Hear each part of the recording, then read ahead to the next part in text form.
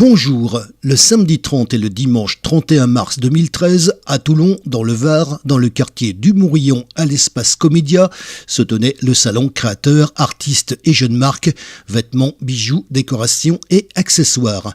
Voici l'interview de Marie Buisson, organisatrice de ce salon. Alors nous sommes le samedi 30 mars 2013, nous sommes à Toulon, nous sommes dans le quartier du Mourillon, exactement à l'espace Comédia. J'ai quelqu'un donc à côté de moi et je vais lui demander de se présenter. Bonjour. Bonjour, je m'appelle Marie Buisson, je suis créatrice de bijoux et organisatrice d'événements. J'ai organisé donc ce week-end à Toulon pour la deuxième année consécutive le salon L'Instant Mode à l'espace Comédia. Que moi je découvre pour la première fois, que ça me permet de rentrer dans ces lieux. On doit dire que déjà il y a de la place entre le rez-de-chaussée et le premier. Oui, on investit l'intégralité du théâtre, les loges, le hall d'entrée et le plateau, donc la scène. Et donc ça nous fait 3 espaces bien différents où on peut exposer pas mal de personnes. Il y a combien d'exposants ? Alors cette année nous avons plus de 40 exposants en comptant les exposants qui ont des stands et les artistes présents qui ont leurs œuvres exposées dans des bacs. Alors vous l'avez vu comme on fait d'habitude, puisqu'on a l'habitude de faire les salons, je pense que vous l'avez marqué. Donc on a pris pas mal de photos, je pense que ça vous fera plaisir. Ah oui, je suis ravie, j'ai vu les superbes photos, enfin j'ai vu quelques superbes photos parmi celles qui ont été prises. Bon, l'organisation prenant beaucoup de temps, j'ai pas eu le temps de tout voir pour l'instant, mais vraiment j'ai hâte parce que déjà ça met l'eau à la bouche. Ben oui, vous le savez, c'est le principe, donc là vous êtes interviewé et donc bien sûr sur cette interview, alors il y aura bien sûr votre photo à vous, le petit cérémonial habituel avec le micro, mais vous verrez que donc au fur et à mesure que vous parlez, il y aura donc toutes les photos qui ont été prises durant cette manifestation. J'aimerais qu'on revienne un petit peu donc sur les exposants, la nature. Moi j'ai vu pas mal de choses, mais c'est vous qui connaissez mieux le sujet, donc dites-moi un petit peu ce qu'il en est. Oui, tout à fait, ces exposants je les connais très bien vu que c'est moi qui ai effectué la sélection. Donc, excusez-moi, il y a une sélection. Il y a eu une sélection, oui, parce que donc on a beaucoup d'espace comme vous l'avez dit, mais quand même on a un nombre de stands réduit, donc on a eu énormément de candidatures, il a fallu choisir. On a alterné, on a essayé de varier les produits qui allaient être présentés. Donc ce sont pour la plupart des créateurs qui fabriquent leurs produits de A à Z. Il y a de la décoration, il y a des bijoux, il y a des vêtements, et puis après il y a toutes sortes de choses pour enfants, pour adultes, et puis il y a aussi, on a accepté également les jeunes marques, des marques qui débutent, qui se lancent et qui ont des produits prometteurs et tendances. Et nous c'était vraiment quelque chose d'important aussi de donner une visibilité à ces jeunes marques. C'est ce que j'ai remarqué, il y a aussi une page Facebook chez vous qui est quand même assez intéressante. Du reste, je tiens à le préciser, c'est grâce à Facebook qu'on est rentré en contact, preuve que ça sert quand même à quelque chose. Donc ces jeunes créateurs, justement, qu'est-ce qu'ils attendent de vous en tant qu'organisateur ? Justement, en fait, moi-même étant créatrice, je connais un petit peu les attentes des créateurs et des exposants, et j'ai souhaité organiser ce salon à cette période de l'année, justement parce qu'on est dans une période creuse. Pour nous, on est à la sortie de l'hiver, après les soldes, les marchés de créateurs n'ont pas encore repris, et donc c'était une période qui était propice à la création d'un événement.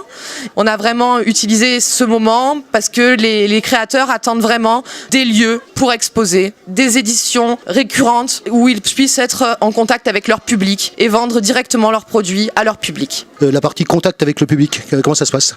Ça c'est, je pense que si vous interviewiez d'autres créateurs, et vous direz que c'est ce qu'on préfère tous, c'est-à-dire justement par rapport à la vente par internet également, c'est ce contact avec le public, c'est ce lien qui nous permet de vendre en direct et de discuter avec son client, parce que nous, la plupart des créateurs qui sommes présents, nous n'avons pas les moyens d'avoir des boutiques, des vraies boutiques dans la ville.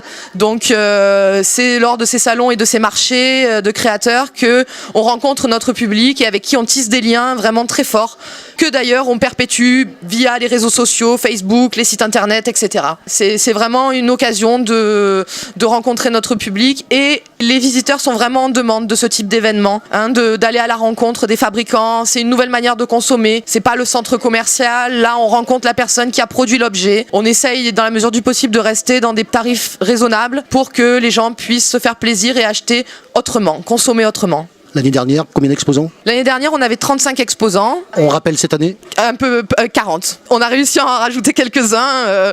On n'a pas poussé les murs, mais on a réduit la taille des stands pour instaurer une espèce d'équité entre chaque, pour pas qu'il y ait des stands de 4 mètres et puis des stands d'1 mètre. Donc comme ça, chacun a un espace à peu près équivalent, et ce qui permet à chacun d'être visible de la même manière. Alors vous le savez, j'ai l'habitude de faire des salons, surtout ceux d'hier. Je suis donc habitué moi à quelque chose qui est extrêmement important pour moi, c'est l'aspect visuel.